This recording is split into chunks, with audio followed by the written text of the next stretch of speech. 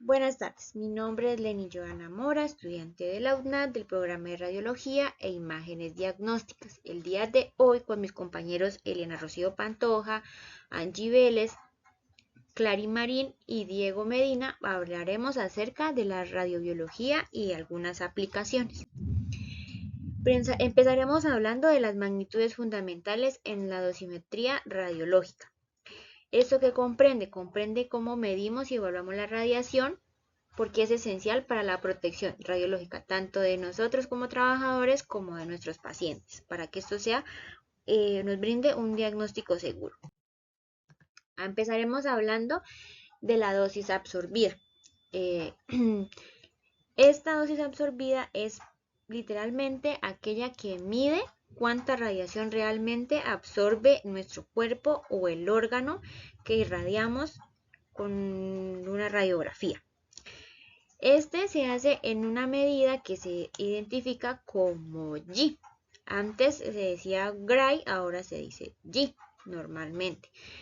Esta fórmula nos identifica pues cuántos G, digámoslo así, es lo que se absorbe el órgano. Entonces empezaremos diciendo que un G es equivalente a un Joule sobre el kilogramo.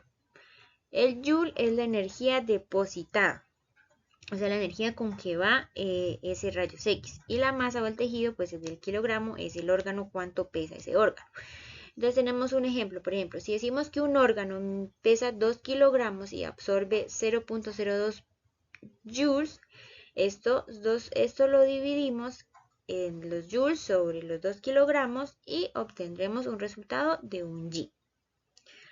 Ahora hablaremos sobre la dosis equivalente. La dosis equivalente, a diferencia de la anterior, nos dice que es el daño biológico que causa esta radiación que absorbe, pero de manera diferente, o sea, según el tipo de radiación que reciba ese cuerpo o reciba ese órgano. La medida de este es el Silver. La fórmula como tal es la dosis equivalente es igual a la dosis absorbida sobre el factor WR, que en este caso es la ponderación según el tipo de tejido. O sea, los tejidos tienen una ponderación que pues es lo que pueden recibir, ¿no? Entonces, no todas las radiaciones que se recibe el cuerpo son iguales, ni iguales de fuertes, ni causan tampoco el mismo daño. O sea, esta magnitud se considera pues de un tipo ya mucho más grave, digámoslo así. Tenemos la dosis efectiva. En la dosis efectiva podemos decir que es la sensibilidad que ese tejido o ese órgano recibe con respecto a la radiación y el daño pues biológico y global que en sí hace todo en ese órgano, esa radiación. No todos los órganos son iguales de sensibles. Ahora más adelante miraremos que hay un tipo pues de identificar qué órgano es más sensible que otro y pues por tal razón no se daña más fácilmente como algunos. La fórmula de este es la dosis efectiva sobre la dosis equivalente, o sea, que es lo que recibió, sobre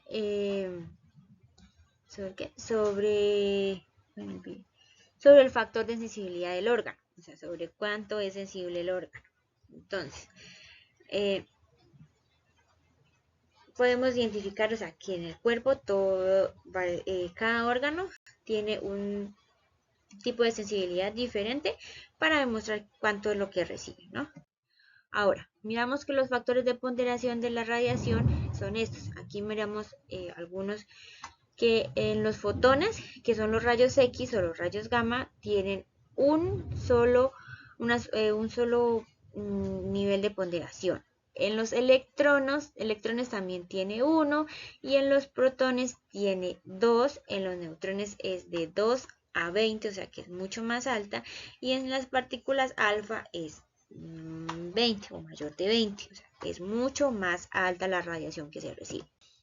Ahora, miraremos unos factores de ponderación del tejido, lo que yo les hablaba, que no todos los tejidos son iguales. Entonces, la médula ósea tiene una sensibilidad de 0.12, el estómago es también, la tiroides de 0.04, los pulmones de 0.12, las gonadas de 0.8, la piel de 0.01 es el nivel de sensibilidad que ellas tienen, o sea que cuando recibimos esa radiación, según eso, podemos darnos cuenta cuánto efecto nos hace.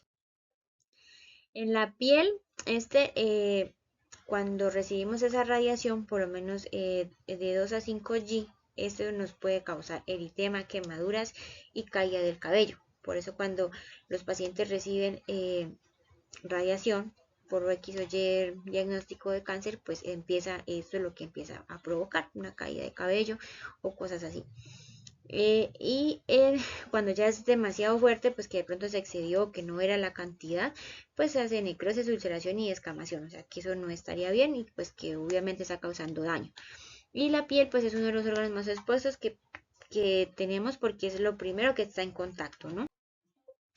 En los ojos, en el cristalino más o menos, también tiene un nivel en G, pero pues aquí lo vemos como más o menos como sea, para no alargarnos. Y en la médula ósea también tiene un 0.25, que son efectos pues observados y que le hace pues una depresión de hematopoiesis y una inmunosupresión. O sea, eso permite que estos órganos se inmunosupremicen y pues esto cambie, ¿no? La médula ósea es uno de los tejidos más radiosensibles en el cuerpo que podemos tener y pues que afecta a una dosis relativa muy, muy baja y es muy crítica, la verdad. El daño biológico, nos preguntan si el daño biológico es igual para todos. No, no es igual para todos, aunque la dosis absorbida sea la misma, el efecto biológico depende del tipo de radiación y algunas tienen mayor capacidad de ionización, generando pues mucho más daño celular y mucho más daño de las cosas que necesitamos. Entonces, por lo menos los rayos X y los gamma son de bajo y las partículas alfa y los neutrones son de mucho más alto. Cordial saludo, apreciada tutora y compañeros.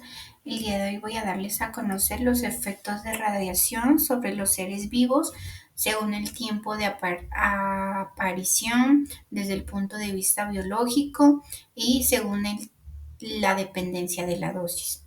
También dando a conocer características de los efectos biológicos de la radiación ionizante.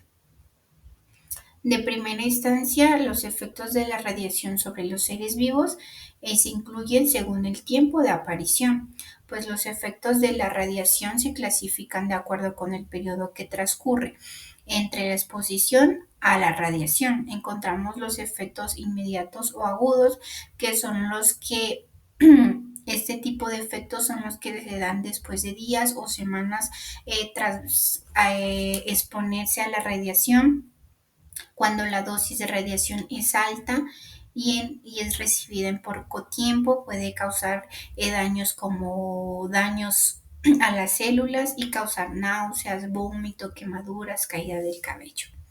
En los efectos tardíos o crónicos son los que se dan o se afectan después de años o meses a la exposición.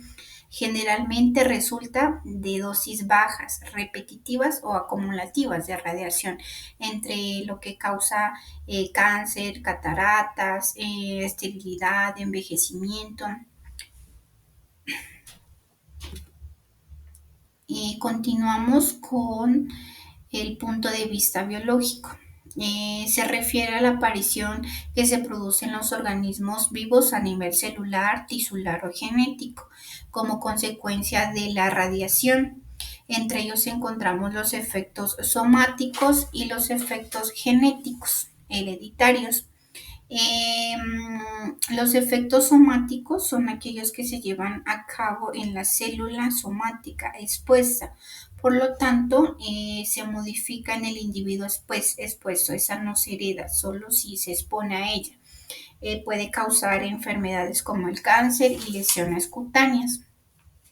En los efectos genéticos o hereditarios, esto se causa directamente el daño sobre el material genético, en este caso el ADN, o a las células germinales como los espermatozoides o los óvulos. Esto se transmite de descendencia, provocando mutaciones, malformaciones o enfermedades hereditarias. También encontramos según la dependencia de la dosis, pues debemos de tener en cuenta que la radiación se clasifica de acuerdo con la relación existente entre la dosis y recibida y absorbida. Entre ellos están los efectos deterministas, que son los no estocásticos, y los efectos estocásticos. Los efectos deterministas son aquellos que aparecen únicamente cuando la dosis de radiación supera el valor umbral específico, es decir, que utilizamos una dosis que superó el umbral. En los efectos estocásticos son aquellos que se ven afectados que no presentan un umbral de dosis definido, lo que significa que cualquier cantidad de radiación, por pequeña que sea, puede causar daño al tejido. Continuamos con las características de los efectos biológicos. Sabemos que depende mucho de la dependencia de la dosis, de la dependencia del tipo de radiación recibida, de la sensibilidad del tejido, del tiempo de exposición, la capacidad de reparación y los efectos somáticos y estocásticos. Depende la dosis, pues debemos de tener en cuenta que el daño aumenta a medida que se incrementa la cantidad de radiación absorbida. Dependiendo del tipo de radiación, pues debemos de tener en cuenta que el alfa y el beta y el gamma son rayos que tienen diferente capacidad de penetración y diferente daño. Y saber que las partículas alfa son muy dañinas, pero se detienen fácilmente, a diferencia de la gamma que atraviesa el cuerpo.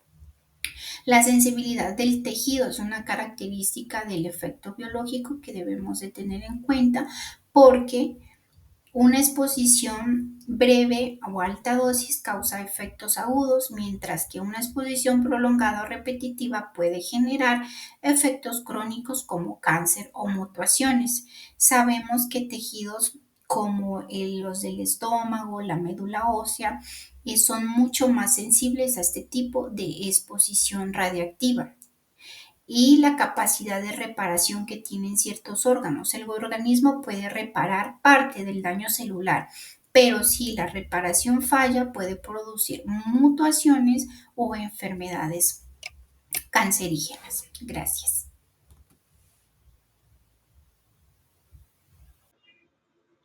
Buenas noches, compañeros.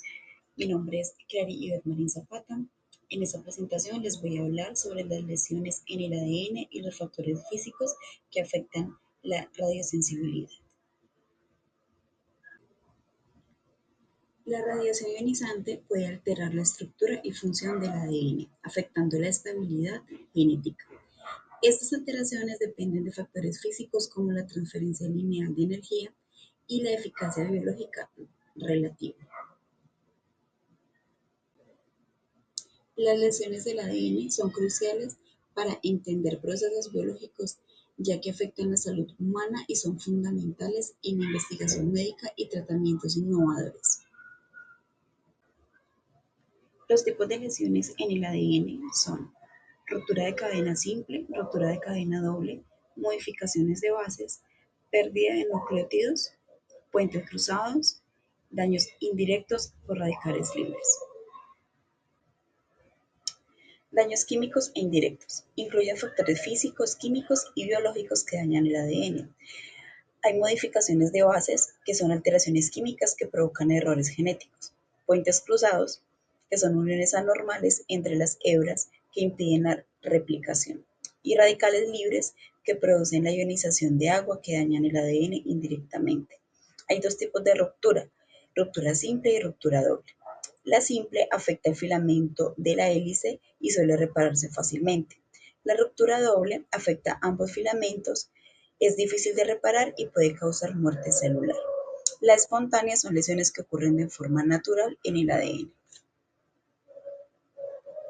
Transferencia lineal de energía.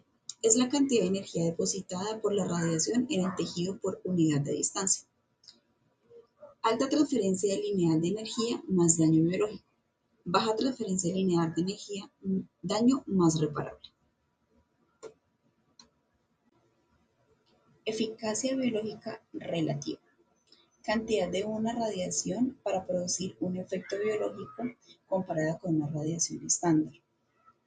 A mayor transferencia lineal de energía, mayor efectividad biológica relativa y mayor daño al ADN. Las lesiones en el ADN son el principal blanco del daño por la radiación. La gravedad del daño depende de los factores físicos, como la transferencia lineal de energía y la efectividad biológica relativa. Comprender estos conceptos es esencial para la protección radiológica. La investigación continua en lesiones de ADN y radiosensibilidad es crucial para mejorar los tratamientos médicos, especialmente en radioterapia, asegurando una mejor salud y comprensión celular. Muchas gracias, compañeros. Buenas noches, compañeros. Mi nombre es Diego Eduardo Medina Herrera, estudiante de la tecnología de radiología e imágenes diagnósticas, y la materia radiobiología y radioprotección. En esta presentación voy a explicar de manera general en qué consiste el síndrome de radiación aguda o SRA, sus principales fases, los diferentes tipos de síndromes que pueden presentarse según la dosis recibida y cuáles son sus posibles consecuencias a largo plazo. El síndrome de radiación aguda, o también conocido como SRA, es un conjunto de manifestaciones clínicas que aparecen cuando una persona recibe una dosis alta de radiación ionizante en un corto periodo de tiempo, generalmente en todo el cuerpo. Esta radiación daña directamente el ADN y provoca destrucción de las células, sobre todo en tejidos que se dividen rápidamente, como la médula ósea, el epitelio intestinal y el sistema nervioso central. Estos daños generan una respuesta sistémica que se desarrolla en diferentes fases dependiendo del nivel de exposición. Fases del síndrome de radiación aguda o SRA. El SRA se presenta siguiendo una secuencia típica de 4 fases. La primera es la fase prodrómica, que aparece minutos u horas después de la exposición. Esta etapa surgen síntomas iniciales como las náuseas, el vómito, la diarrea, la fatiga y la fiebre. Luego viene la fase 2 o la fase de latencia, donde los síntomas parecen disminuir y el paciente puede sentirse mejor, aunque el daño celular interno siga avanzando. Posteriormente se desarrolla la fase de la manifestación clínica, donde aparecen los signos graves según los órganos afectados, y finalmente llega la fase de recuperación o muerte, que dependerá de la dosis absorbida y la atención médica recibida. Subsíndromes según la dosis recibida. Durante esta fase de manifestación clínica se puede identificar 3 síndromes principales de acuerdo a la cantidad de radiación absorbida. El primero es el síndrome hematopoyético, que aparece con dosis entre 1 y 8 Gray. Aquí la médula ósea resulta gravemente afectada, lo que ocasiona pérdida de glóbulos blancos, glóbulos rojos, plaquetas, provocando infecciones hemorrágicas y anemia.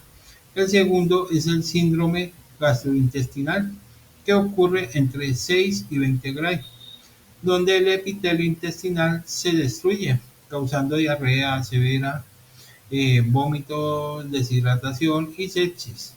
Finalmente, el síndrome neurovascular, que se presenta con dosis superiores a 20 Gray, produce convulsiones, confusión, edema cerebral, cerebral, colapso del sistema circulatorio y la muerte en pocas horas. Cada uno de estos síndromes refleja el nivel de daño celular y la rapidez con la que evoluciona el cuadro clínico. Efectos tardíos y prevención. En las personas que logran sobrevivir al síndrome agudo, pueden presentarse efectos tardíos debido al daño acumulado en los tejidos. Entre los más comunes se encuentra la esterilidad, las cataratas, la fibrosis tisular y el cáncer inducido por radiación. Por eso la prevención y protección radiológica son esenciales, especialmente en el ámbito médico, industrial o nuclear. El uso adecuado de los equipos de protección, el monitoreo dosimétrico y la atención médica inmediata en caso de exposición accidental son las medidas más efectivas para reducir los riesgos.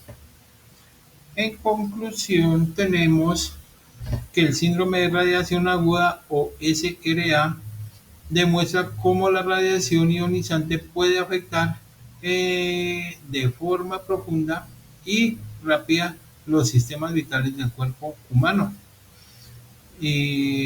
Comprender sus fases y los tipos de síndromes asociados permite actuar con rapidez ante la exposición y aplicar tratamientos adecuados. Además, este tema nos recuerda la importancia de mantener protocolos de seguridad radiológica, ya que una dosis alta de radiación puede tener consecuencias irreversibles tanto a corto como a largo plazo.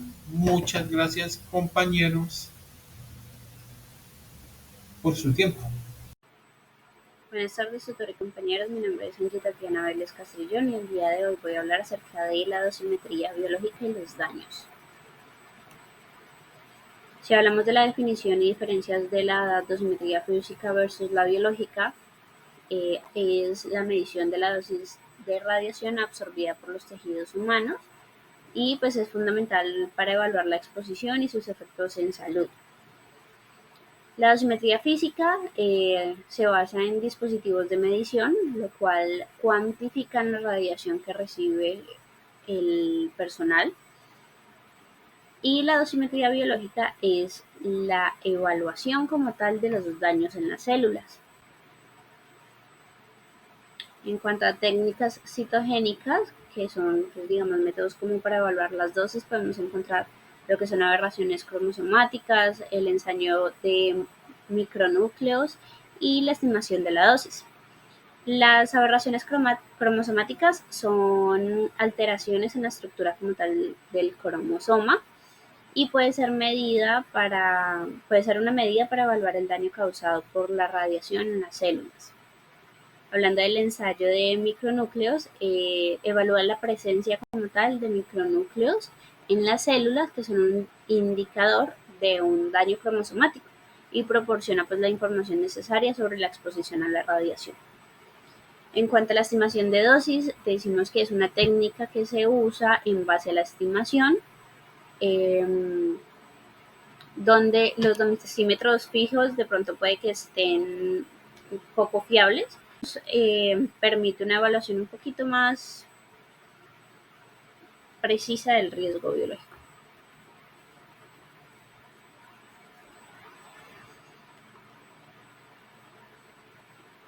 Los principales usos de la dosimetría biológica son por ausencia de dosímetro. La dosimetría biológica se utiliza como tal en situaciones donde no hay dispositivos físicos para medir la radiación, permitiendo que la evaluación de la exposición sea real en pacientes y trabajadores. Y la sobreexposición sospechosa habla de casos que son sospechosos de exposición accidental o muy prolongada, y es muy importante aplicarla para determinar las dosis efectivas y tomar decisiones como tal clínicas. En efectos determinísticos, hablamos que es como el impacto en radiología intervencionista y en exposición. Los efectos determinísticos son lesiones que ocurren tras superar un umbral específico de dosis de radiación, manifestándose de manera predecible y severa. Los procedimientos que pueden, digamos, dar como estas sobreexposiciones podrían ser angioplastías, ablaciones. Estos procedimientos incrementan la exposición a la radiación, aumentando como tal el riesgo a afectaciones de salud en cuanto a tejidos, posibles necrosis. En cuanto a las estrategias de protección, que son medidas para minimizar los daños de la radiación en el cuerpo, tenemos que se debe evaluar siempre se debe de evaluar la necesidad de cada procedimiento para garantizar que los beneficios superen los riesgos a la exposición de radiación.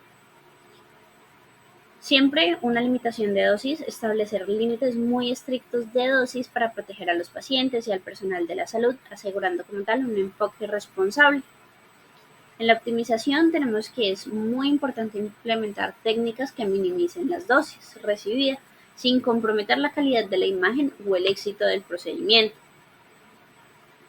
Y en optimización técnica tenemos que es muy importante utilizar métodos como el ajuste de la fluoroscopía y calibración para reducir la exposición y aumentar la eficacia de los procedimientos.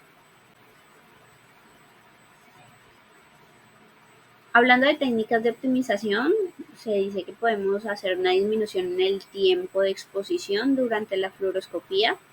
Esto es clave para minimizar la dosis y se logra mediante la planificación cuidadosa de los procedimientos y el uso de modos pulsados.